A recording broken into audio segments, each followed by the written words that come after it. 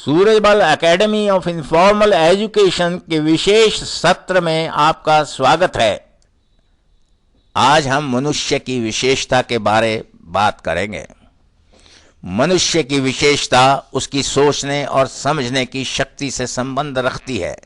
ऐसे मनुष्य भी हैं जो बिल्कुल नहीं सोचते। कुछ मनुष्य कम सोचते हैं, कुछ गहरा सोचते हैं और कुछ काफी गहरा सोचते हैं और कुछ बहुत अधिक गहरा सोचते हैं। जो जितना गहरा सोचता है वह उतना ही समझदार समझा जाता है।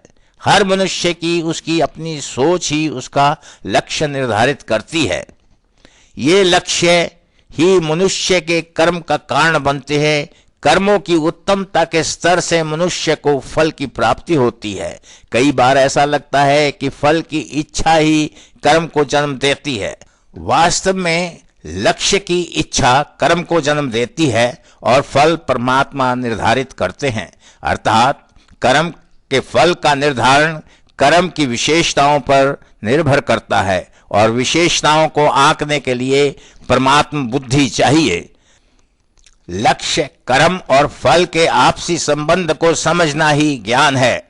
टेक्निकल टर्म्स में जीवात्मा और उसके गुण व कर्मों का विवेक ही ज्ञान है और विवेक की कमी अज्ञान कहलाती है। मनुष्य की सोच, समझ, क्रियाओं और विचारों के आपसी संबंध को ह्यूमन अफेयर्स कहते हैं और ह्यूमन अफेयर्स का पूर्ण, सही और ठीक ठीक समझना और समझाना ही शिक्षा, दीक्षा, परीक्षा आदि का मुख्य उद्देश्य है। इस शिक्षा आदि के दो रूप होते हैं, एक जीवन यापन के लिए और दूसरा महानता या समझदारी के लिए। जीवन यापन से संबंधित शिक्षा को औपचारिक शिक्षा अर्थात फॉर्मल एजुकेशन और महानता या समझदारी से संबंधित शिक्षा को अनौपचारिक अर्थात इनफॉर्मल एजुकेशन की संज्ञा दी गई है।